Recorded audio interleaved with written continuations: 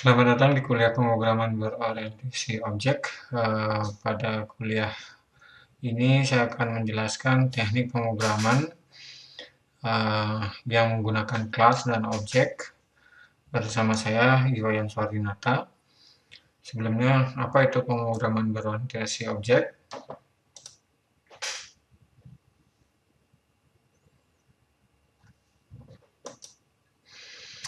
Adalah sebuah metode pemrograman yang berorientasi pada objek, di mana semua data maupun fungsi didefinisikan ke dalam beberapa kelas atau objek, yang tujuannya saling bekerja sama untuk memecahkan suatu masalah.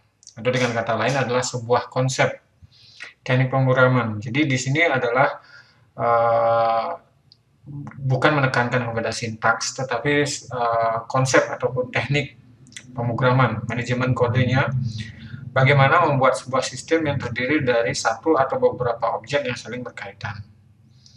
Jadi sebelumnya mungkin kita memprogram tidak pernah memecah ataupun membagi kode-kode kita ke dalam beberapa divisi. Misalkan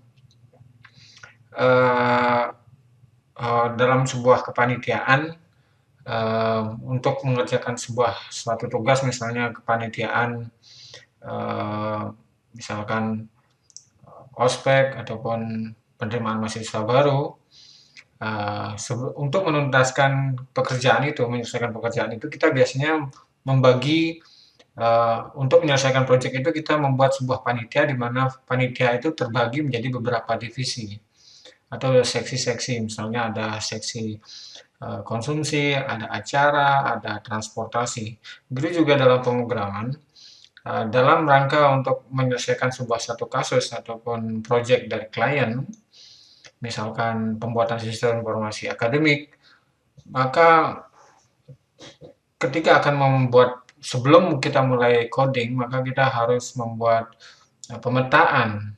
Kira-kira di sini ada objek apa aja. Di sana ada objek mahasiswa, ada objek dosen, kemudian ada juga nilai. Dan ini mirip dengan ketika Anda merancang sebuah IRD, Entity Relationship Diagram, pada database, di mana ketika membuat sebuah rancangan database sistem informasi akademik, Anda pada awalnya berpikir adalah ada entity apa aja di sana. Ada tabel apa aja yang akan terlibat? Oh, ada tabel mahasiswa, ada tabel dosen, ada tabel nilai, ada tabel mata kuliah. Ketika Anda berpikir seperti itu, sebenarnya Anda sudah memulai sebuah konsep teknik pemrograman. Cuman kadang-kadang implementasi dalam kodenya tidak seperti itu. Oke, sebelum saya lanjut, kelas itu terdiri atas ada data member dan juga method. Anggap itu seorang manusia, dia ada kelas manusia misalnya, terdiri atas data member, nama, nomor KTP, alamat, dan umur. Kemudian ada method, dia bisa makan, dia bisa tidur, atau dengan kata lain data member itu dia punya apa, sedangkan metodenya dia bisa apa. Bisa artinya metode itulah perilaku, fungsi, ya. Jadi kalau itu kelas manusia, data membernya kita bertanya dia punya apa, dia punya nama, dia punya umur, dia punya tanggal lahir, dia punya alamat, ya, kata benda biasanya, dia punya apa, itu data member. Sedangkan method, fungsi, dia bisa apa, dia bisa walk, jalan, dia bisa sleep, tidur, makan, dan segala macam. Nah, seperti ini di sini ada kelas person, di mana data membernya adalah ID-nya, nama, age, city, gender, kemudian metodenya adalah eat, study, sleep, play. Kalau sintaksnya akan seperti ini nanti. Nih, ya ada kelas teacher dan segala macam. Sekarang kita overview aja mengenai apa. Nah, kelas itu adalah sebuah blueprint. Ya, kita bayangkan di sini ada stempel.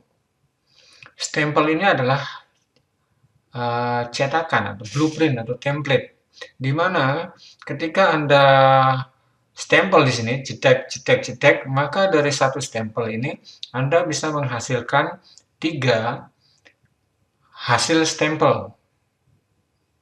Dari satu cetakan ini Anda bisa mengenerate 3 hasil cetakan, bahkan tidak terbatas. Anda tidak tahu berapa kali stempel itu sudah distempel di kertas. Jadi ingat bahwa perbedaan antara kelas dan objek. Kelas itu adalah cetakan atau blueprint atau template. Kayak stempel ini. Ini hanya satu aja. Tapi ini nggak bisa dipakai dalam stempel itu biasanya untuk stempel basah dipakai biasanya untuk menandakan legalitas. Yang dipakai itu bukan stempelnya diserahkan ke pihak, misalnya kepolisian atau bukan, tapi hasil stempelnya. Ingat bahwa kelas itu adalah stempel dan hanya satu jumlahnya. Sedangkan objek adalah hasil dari cetakan. Anda mencetak satu ini, tag, tag, tag, tag, inilah yang dipakai. Dan hasilnya bisa banyak. Bisa banyak. Jadi bisa dibedakan ya antara kelas dan objek. Nah, ini contoh juga ERD. Ya, ketika Anda merancang sebuah sistem, maka Anda mengenali entity-entitinya. Ketika Anda program,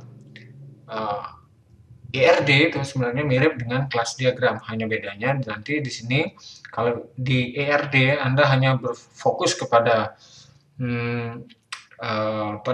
data membernya, tetapi dalam kelas diagram perlu ditambahkan di sini adalah fungsi-fungsinya. Oke, sebagai overview apa itu apa perbedaan